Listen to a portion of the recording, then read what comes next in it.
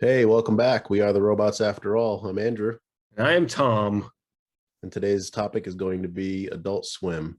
Tom and I both in high school used to watch a lot of the old school Adult Swim shows, and they were kind of um, uh, stepping stones into some of the shows like Archer and Rick and Morty that we have today. So we thought it'd be kind of cool to talk about some of the original kind of cutting edge adult cartoons and talk about some of our favorites. So, Yeah, I mean, um, this was like it says that it started in 2001, so I guess it was our senior year of high school. yeah. For some reason, I thought it was earlier than that. I don't know. Maybe it just was more impactful than in my memory.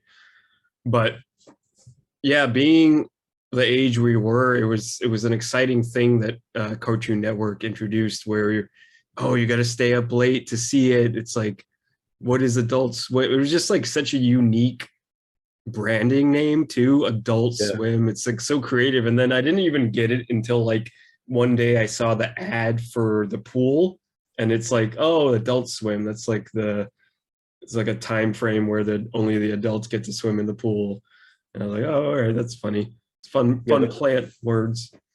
yeah, the marketing was pretty brilliant because you didn't exactly know what it was. It was like they did that thing where it was like a single bell ring and they would just say like Adult Swim.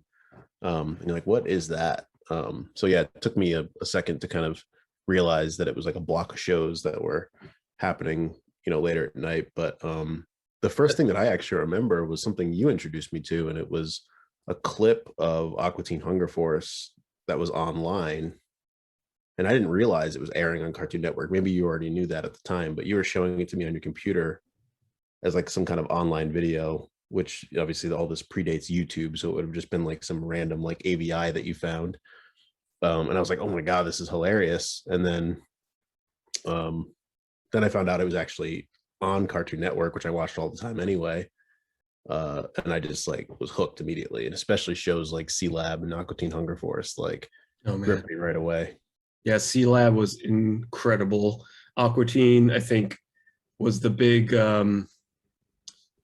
draw for me was Aqua Teen Hunger Force, Master Shake. But yeah, to go back to the advertising briefly, because even now they outsource to a lot of content creators and animators.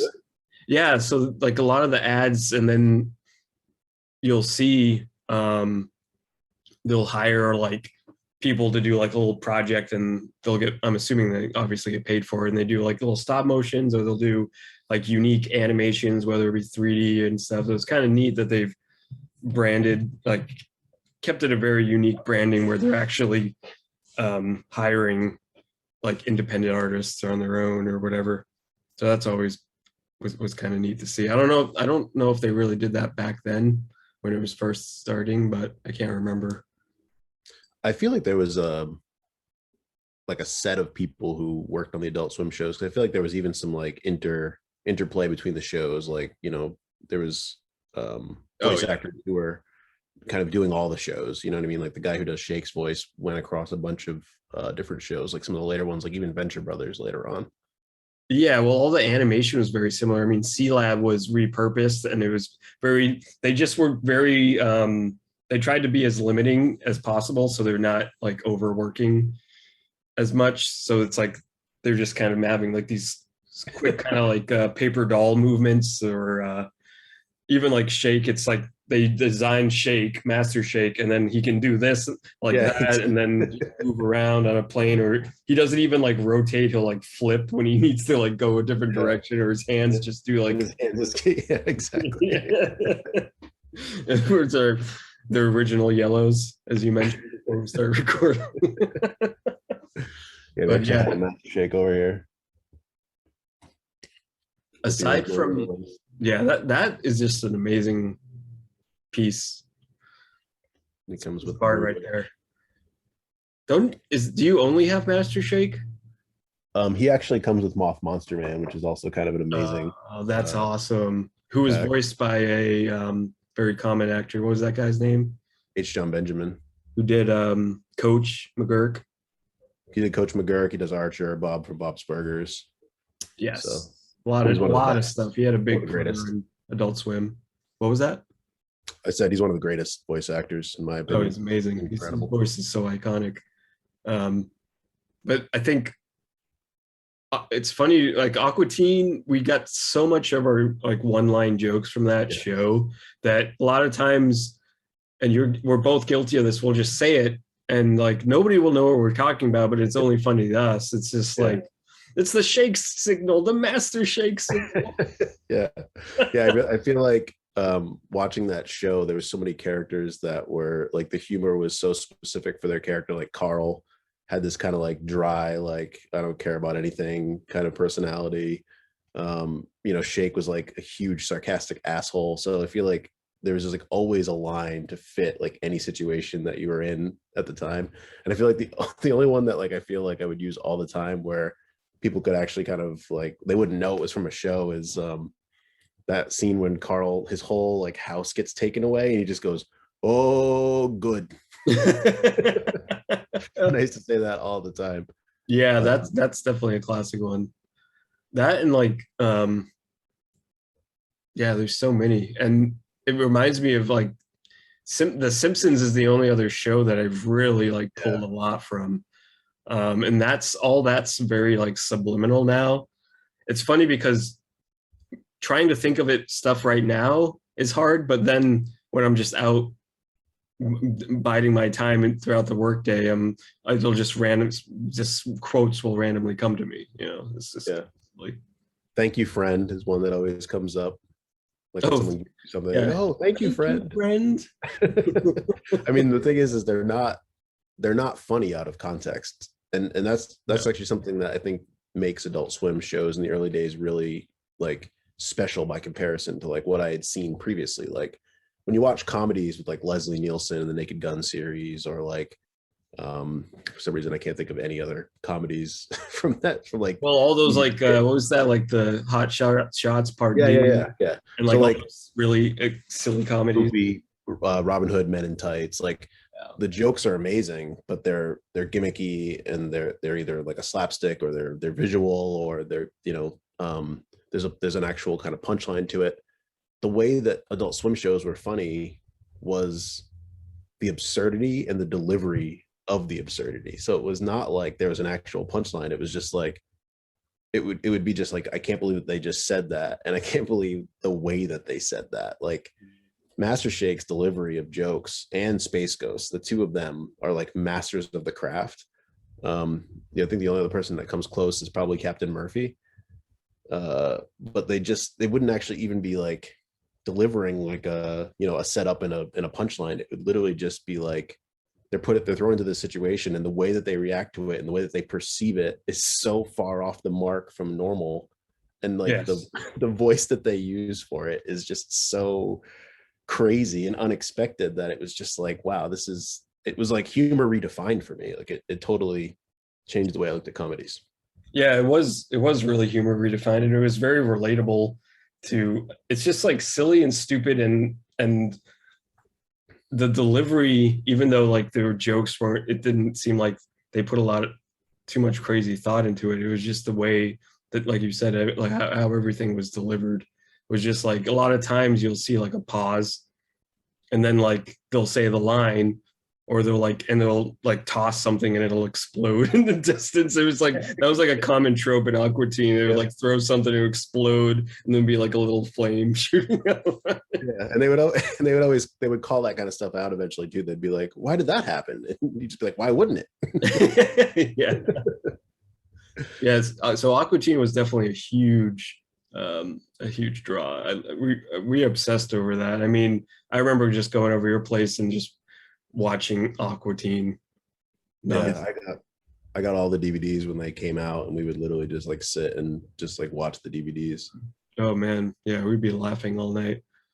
And then of course, Space Ghost was like the next contender. I feel, um, and I Space feel Ghost like was very hit or miss, though. I feel like there was a couple episodes that we obsessed over, like the Hanson episode, the Bjork and Tom York episode, and what was the other one? There's another one where Hanson, Tom York. Um, I can't. Those, yeah, those ones are the two that really stand out. To be honest with you. and me. What was the one with the weird Santa? Oh, because I'm not the Santa, you know. Yeah, I don't. was that Space Ghost? That was Space Ghost. Yeah, Yeah. I can't remember who was on that one though. Yeah, Oh, I can only remember a handful of episodes, but Bjork. well, that was the Tom York That was the Tom York one. one. Oh yeah, Yeah, Tom York and Bjork. that's probably my favorite one. Yeah, that one I think we get the most memorable lines from. To be honest with you, knife, knife, Yeah. knife, knife, knife, knife, knife, knife, knife, knife, knife, knifing around. Cut, cut, cut, cut, cut, cut, cut. Oh yeah, cut, cut, cut. What am I saying? You reworked it. I liked it. It was Yeah. very Yeah, yeah, um Space Ghost was great. And I feel like the intros were always fun too. There was like a different intro every time with the mad scientist. oh for Aqua Teen.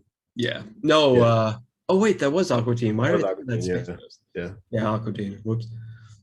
This Uh, time it'll be different. It's not different at all, is it, Steve? Steve. Who bothered to spawn you and why? Yeah, this I just feel like they Meanwhile, tapped into something. I think um I felt like it was springboarding into something that would like evolve even more. And I actually feel like we kind of like had that breakthrough of Adult Swim and like this like really unique style of humor. And we kind of backpedaled and we've kind of gone more to like that more kind of compartmentalized joke telling in shows. Like there's a lot like Archer, I feel like I know you haven't really seen much Archer, but Archer, Bob's Burgers, and Rick and Morty are kind of the top three of like the shows that I enjoy now. That like I feel like are the kind of carrying the torch of Adult Swim, and they even have like again they have H. John Benjamin, at least in two of the shows. And Bob's Burgers is actually done by Lauren Bouchard, who was the guy who did Home Movies.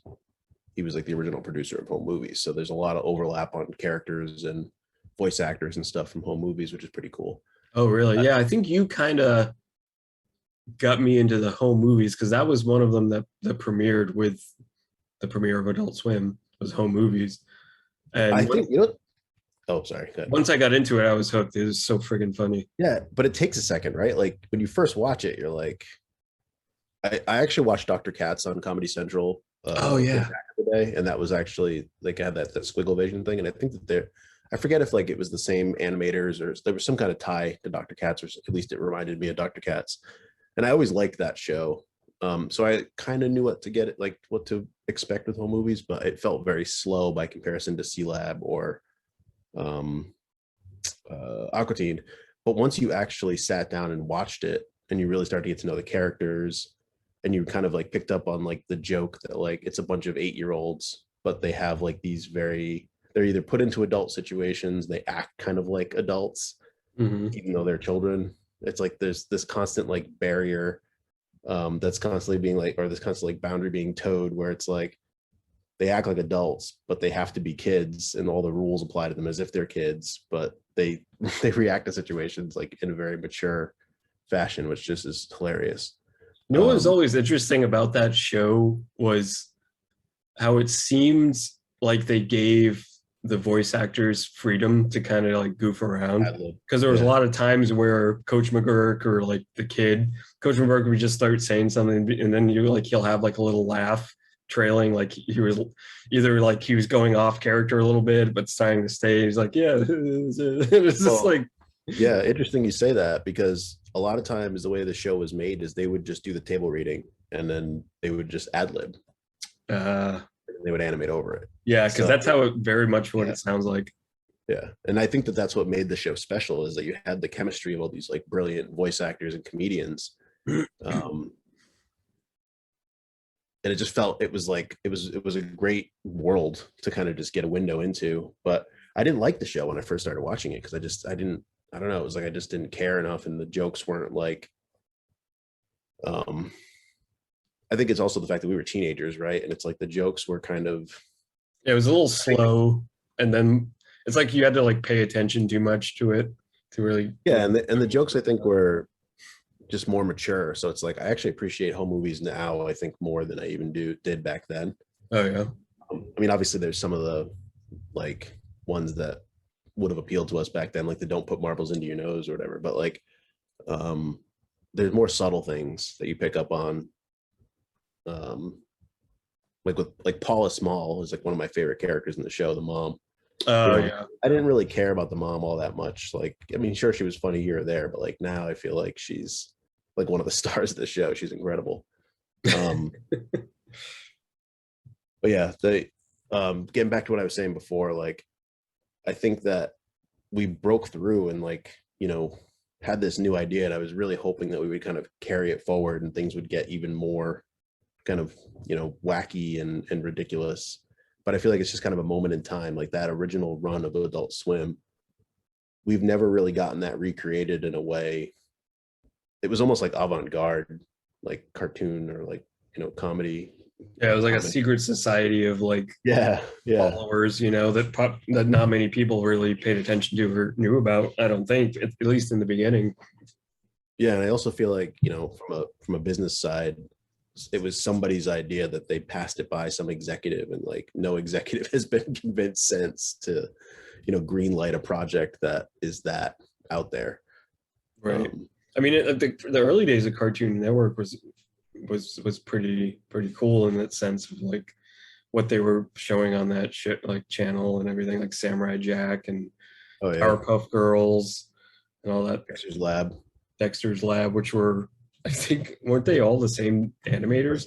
I was just gonna say it's all the same creator. I'm gonna butcher his name, but it was like Gendy or Jendi Tarkovsky. Oh yeah, it is a very unique name. Yeah. Yeah, I I've don't never know. actually heard it said out loud. I've just read it on the screen 100,000 times from the various shows that I watched. But yeah, he was brilliant. It was like him and Craig McCracken, I think, was like his little sidekick that he'd always work Oh, with. another very weird name. Yeah. Craig McCracken. Sounds fake. There was a Squiggle Vision. I don't remember that too much. I remember the name and kind of what it looked like, but Well, that was only the first season of Home Movies that used Squiggle Vision. oh, it was animated. Oh, I'm reading something wrong here. Home Movies. It was animated in Squiggle Vision. Yes, which I think a lot of people were unnerved by, and Yeah, then they immediately got rid of it in the second season. yeah. They went to Flash animation apparently, which I don't even think exists anymore, or barely exists. But it says that they did air an anime when it premiered, which was Cowboy Bebop. Oh, really? Yeah, it said that Escape from Leprocopolis was the episode they aired. Oh no, that's Aqua Teen. Never mind. That's Aqua Teen again. Doing a terrible job here. I need to stop reading this thing. You know what's sad is that I know it so well that I knew exactly what it was as you were saying it, though. Yeah, that's pretty amazing. I was like, that's definitely not Cowboy Bebop. That's Aqua Teen. That's the Rhode Island episode where Rhode Island gets. Oh, is that Rhode? Oh yeah, that is the Rhode Island. I told you, go to Rhode Island.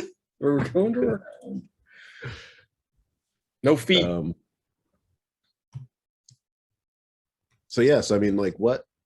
I'm curious. Like, do you feel like any cartoons have kind of reached that point again?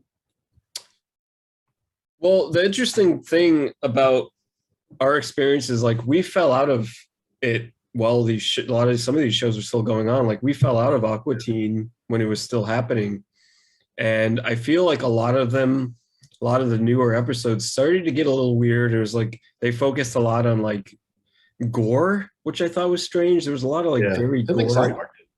What's that? Same thing South Park did. Yeah, it was just and like very creepy, like creepy pasta stuff. I don't know. And then but then it turned into a lot of that too. Like Metalocalypse was funny, but it was also, I think it went like a little too weird. And then there was like this whole vibe of like satanic weird shit, like the dog that was like 666, the Satan dog or something. Do you remember that? And this was like a little bit further down the line, but I do want to comment on Metalocalypse real quick, because Metalocalypse was a recipe for greatness for like on paper. Like it was Brendan Small, the voice actor and one of the creators for Home Movies. He did all the original music and he's awesome. And I actually really like, he did all the music in Home Movies too. And I love that music so much. He's a brilliant musician. Like Don't Put Marbles in Your Nose. Yeah, that and like the Franz Kafka Remember the Franz Kafka rock opera? Yes, that was amazing. Incredible. That's a masterpiece of music. But and the Metalocalypse stuff is cool. But what I found interesting was like I almost feel like it was too ambitious in the sense that, and this is obviously just my opinion, but I feel like it was too ambitious because I think he did an exceptional job with the music, but the actual show itself I didn't find funny. And I didn't like any of the characters. Like all the characters were unlikable. So I could never get into it. And like no matter how many times I tried to watch it, I just couldn't actually jive with it. So that show's Yeah, kind of a miss for me. I never really got into it myself. But going back to your question, like I don't know if like stuff has really been able, any shows that I can think of have been able to recreate it. I mean, I know they're still going with a lot of shows. I remember getting into the regular show before I kind of had like a cartoon falling out, I guess you'd call it. But the regular show I really enjoyed. And the humor was there. It was weird, but it was also, it felt, it just didn't have that comedic hits to it that like Aqua Teen, C Lab, and Space Ghost have. Because it, what they created was this very like, the pacing was so perfect. Because I feel like what made those shows was like those pauses. Like that's the one thing I remember most from those cartoon, like those shows, were like there was always like this like pause and then like a reaction, and then Yeah. it's like, what's the book about? Eating babies. It's just like Yeah. Or like, oh, what are you watching? Oh, this is Assisted Living Dracula. it's just like there's always this They would like show like it. with that, it's like this guy. Yeah. And they give you the time to digest before they actually have the character respond to it. So it's like he says, like, oh, it's Assisted Living Dracula. They show it. And you're like, what and then he's like, and then they like respond to it where he's like, oh yeah, like he's like, yeah, if you watch it from the beginning, it's I mean, if you watch it from the beginning. Yeah, I don't know. It's just I can't think of anything that's really recreated that type of humor or that type of impact it had on me back then. Um, I try to find it in what I watch now. Like I feel like I feel like it changed me to be kind of weird. Like a lot of other people, like they laugh at like the kind of obvious jokes in movies now. And I'll laugh at like a weird comment that's made or like the way someone says something because I'm more interested in that kind of textured humor than like straight up punchlines or straight up, just like in your face jokes. yeah, they're too, it's like a little too forced. That's why a lot of like the more recent shows were the humor just felt a little too forced. Like there's that bubblegum show it's pretty good. I remember, do you ever remember that one? It's like bubblegum something. Really, really cool, unique animation where they use like real world environments. Yeah, I don't know that one. And I mean, then like with Rick and Morty and all those shows, I feel like what I've watched I found very funny.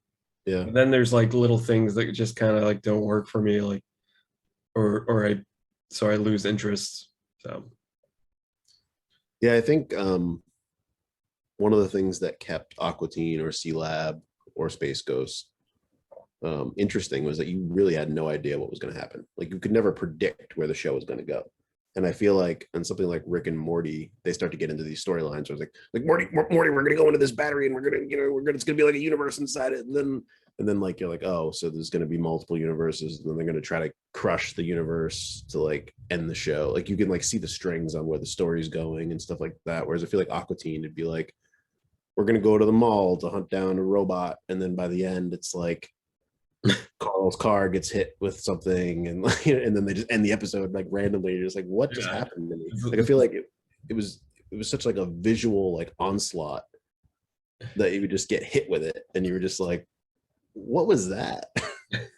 yeah, it was very random and all over the place, and just like you didn't know what to expect. Like somebody could just like get shot instantly or like pull out a gun and start shooting, or like a car would come and hit somebody, or like it's, I don't know, it had like a certain impact to it, which was very fun. So it kind of is like what we were talking about in one of the previous episodes with video games, where it's like when we can understand the systems, you know what I mean? It's like we get bored with it because we kind of know where things are going before, where it's like, oh, you're gonna release more levels in a month, cool. Like, um, but Aqua Teen had, or just Adult Swim in general had that kind of like first time you played a From Software game, or the first time you played a Zelda game, where it was just like, what is this? I don't understand anything about it, and like I just constantly feel like I'm discovering new things all the time. Yeah, I think that's like a lot of why I've partially kind of haven't gotten into new shows that you've kind of gotten into, because I feel like I've seen so many that it's a lot of it's like familiar tropes that some of the shows Yeah. do. I mean, I've never really, I can't really say that about Bob's Burgers or because I haven't really seen any of it, or Archer even, because I mean the stuff I've seen of Archer I've liked, but I think part of the reason why I didn't is because I think I was getting burnout from that actor's voice and Okay. his very like how he reacts to everything. It is pretty much the same no matter what. Yeah, and I forget there was with Rick and Morty, it was also a similar thing. It's just like everybody's talking about it, and for the amount of everybody talking about it, I didn't think it like built up a hype that like when I watched it, I was like, this isn't that great. I mean, it's funny here and there, but and then his voice and like the little drool, like I just want to like wipe the drool off his face, his mouth. I actually, I got lucky with Rick and Morty because um I I found it before it was hyped up quite a bit. So I actually discovered it um like on YouTube, like fairly early on, like pirated versions of it on YouTube. And I was actually showing it to people. No one like knew what it was at the time. Like I showed it to Colin, I showed it to a few other people. But then what you're describing, I witnessed that happen where everyone was talking about it. I started seeing people with like shirts, and it became like this Rick and Morty mania. And then I was kind of just like, okay, I don't really care anymore. I don't know. It's like this weird thing that naturally happens where you're just like, it's not special anymore, even though it's totally irrational and like not fair and completely unreasonable. But like, Yeah. it happens all the time for me. Like it happens with music sometimes too, where it's just like, Oh yeah, I it, mean that's like a big thing yeah, that happens in general. It's like this thing's too popular now. You guys yeah. It happened sold with out. Muse. It happened with Muse. Oh, Muse, big time. Yeah, Although I kind of stuck with Muse, I think a little bit longer than you, because I yeah. I like was some of their newer stuff. But now I haven't even listened to them in a while, to be honest with you. I've been trying to give them a chance again, but yeah, I was done after the Resistance, and even that album like has Hmm. a lot of like kind of mediocre. Yeah, yeah, and it's kind of like what happened with I remember when Limp Bizkit first came out. We're totally going off the rails here, but when Limp Bizkit first came out, it was kind of like part of um like a subgenre. Hmm. Like there was a band called Head PE that also I remember them. yeah. And it was kind of like cool or whatever. And then Limp Bizkit had like a single that blew up all over the radio. And it was like, how do I like this band? I see this band so much differently now than like when they first came out. And it was kind of like um interesting and creative. And now it's just like mall mall kid music. Well, yeah, it's like goes through a phase of like, oh, now like the cool kids like it. Now Yeah. it's I can't like it anymore. Right. I mean, I can't imagine if like the Appleseed cast had ever gotten really, really popular, like what that would have done to us, because I feel like that was like one band that was really special for both of us that has maintained its obscurity. Yeah, it's funny you come across those gems that like don't really they kind of reach a ceiling of like their fan base, and like I mean I think he probably the lead singer probably realized that at some point. He's like, this is what works, and this is what my fans like. These are my fans, so this is who I'm playing for, and this is what they like. So I'm doing this for myself, but I'm also doing this as like because I know what my fan base is, and it's kind of I think like what yeah, comedians do. It's like some comedians like I may not like that comedian, but that other people will because that's their fan base. And we're already at the 10-minute warning. the warning has been issued. Anyway, Um, yeah, I think it's that, and I also think that as I've gotten older, I realized that there's a lot of business associated with it too, where they may have not just been willing to play ball with, um, folks who might have approached them or like, wanted to market their music in a way that they didn't agree with. And some bands can make it through that, like a band like NoFX. But I mean, even NoFX, like they never made it to, popularity like The Offspring or, I mean, even AFI, I think really kind of blew up for a little while there. Yeah, they did actually. Was NoFX on Tony Hawk? I think Tony Hawk Pro Skater really brought some of those bands to light. A little bit anyway. I guess not all of them did. But I do know that they always refused to play on MTV. Like No anytime they effects. had a major record, any major record deal, or anytime they wanted to like put them on like MTV, they always refused it. And they No pretty much talent. they built their entire like popularity just through like their own record releases and on Epitaph, and then Fat Mike did Fat Records. Oh, right. I remember and then, that. Rec wasn't Rec spelled like WR? Yeah, like Rec. And then chords was like guitar chords. Right. Yeah, but most bands, it's like I even think about Sunny Day Real Estate like being just a truly special band that just never really kind of. Well, it's funny you mentioned that. I follow them on social media, and they've recently put up stuff about, they kept putting like these breadcrumbs, and then now there's like a big announcement for this festival in friggin' Alabama, and they're headlining one of the days. It's like a weekend festival, and they're actually headlining one of the nights, which is kind of cool. So they're coming back. Maybe they'll do it after that. I wish we had gotten that album that they promised us, but I know, right? Seriously, that would have been cool. But anyway, I guess to tie it back, I mean, a lot of the bands that we're talking about, I think we're kind of doing something similar musically, where they were kind of breaking out of a box and kind of, doing this new thing. And I mean, you got to imagine that the people that worked on a lot of these shows were probably, like you were saying earlier, I think that the people working on early Adult Swim, they were all working on the same, like different shows together, like the guy from C-Lab is probably doing stuff on Aqua Teen and vice versa. It's just, there's probably a lot more collaboration than there is today, where they've invited a lot more creators that are maybe even outsourced creators outside of their studios or whatever. But yeah, well, I hope that we have another period like that, and in cinema, in games, in music, in cartoons, like where people are willing to start taking, willing to start taking chances again and do something that really hasn't been done before, and start a journey that doesn't necessarily have a definitive end, because I feel like now everything is so like kind of cleanly packaged, and everything has to be kind of everything's gone through the ringer trying to like, is this okay to put out there? It's like, yeah, it feels very productized. I can't speak for what Cartoon Network's putting out now or what their Adult Swim is like now, but I remember watching, like, Robot Chicken is another show we haven't talked about, but they have it all on HBO Max now, and I've been watching the early stuff, and it's a lot more politically incorrect than it is now. Oh yeah. Yeah, they're like saying a lot more things that they would definitely wouldn't be able to get away with today. Yeah. I forget what I was watching recently. I think it was like even one of the early Marvel movies, and I was just like, oh, this wouldn't fly right now. Like, there's no way they could get away with that. But I don't remember exactly what it was. An early Marvel. Yeah. Dave, when did Disney buy Marvel anyway?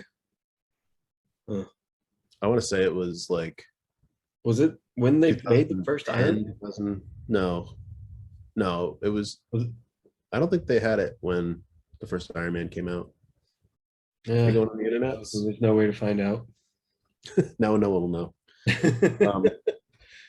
Yeah. Adult Swim, I mean, it did also introduce us to anime, I feel, even though I feel like we've seen it before that here and there. Well, I think but Dragon Ball Z was it was on it. No. See, I think you're starting to mix this up a little bit, because Toonami was Toonami was not part of Adult Swim, and that's actually where anime. You know what? Now I'm not sure. I think Toonami was. It just came on like during Adult Swim. No, I don't remember now. I don't remember anybody. I do remember Toonami being later. I think it started. Okay, here I go. I just found some. Adult Swim began airing action anime series on Saturday nights on February 23rd, 2002. On 2002 present from blah blah blah. The block Yeah, we was were already well into anime then because I was into the anime. I was into anime like in the 90s. So the block was similar to the already popular Toonami, so it was a separate thing. Toonami started in 97 yeah, I was gonna say because and was hosted by first Moltar. I forgot about that. oh yeah, you're right. It was. And then And they then it was hosted by switched it. Tom when the Tom Yeah. robot took over, or Yep. astronaut guy. I remember that. Yeah, Sci-Fi Channel was the first place I ever saw anime. His Tom, that robot guy, was so iconic. He was It so was, like yeah. I The like looked music. forward to like just hearing his brief little dialogue snippets, and he'd always have these like intro, or is it introspectives or retrospectives, like dialogue about stuff, and it was just always kind of neat. And then I think they eventually retired him. Well, Toonami itself, I think, just went away. But I also liked how they would always do like the little clips of Dragon Ball Z or like Gundam Wing.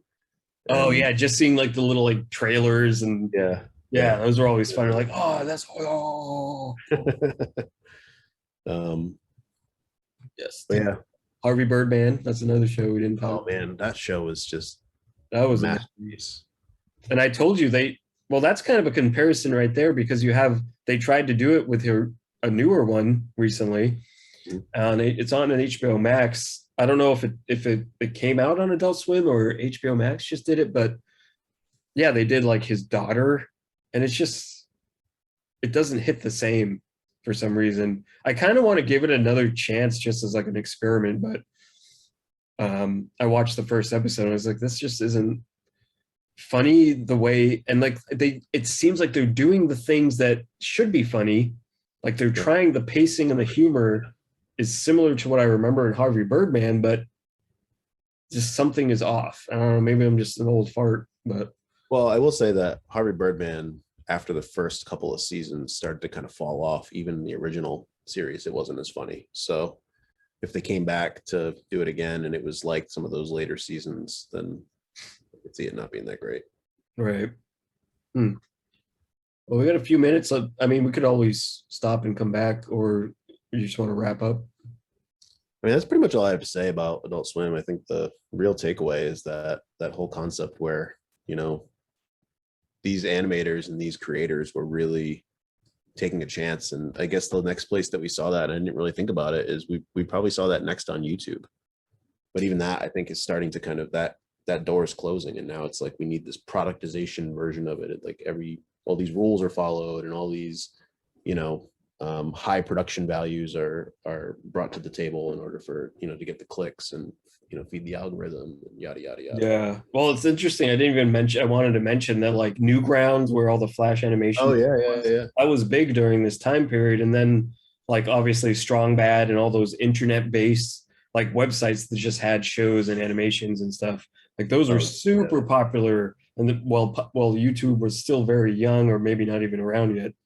So yeah, it was just a very iconic and unique time that like you can't recreate, I don't think now.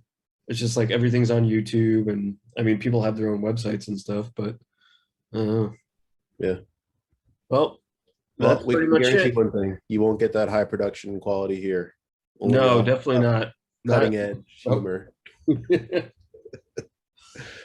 In other news, I'm still strong at Bloodborne. My save was corrupted, but I'm back at it. I'm going strong. I'm doing a lot of good things, and I succeeded in fearing the old blood, Nice. whatever that means. You'll find All right. out. But All right. Thanks, everybody. See you next time. thanks. Take care, and peace be with you.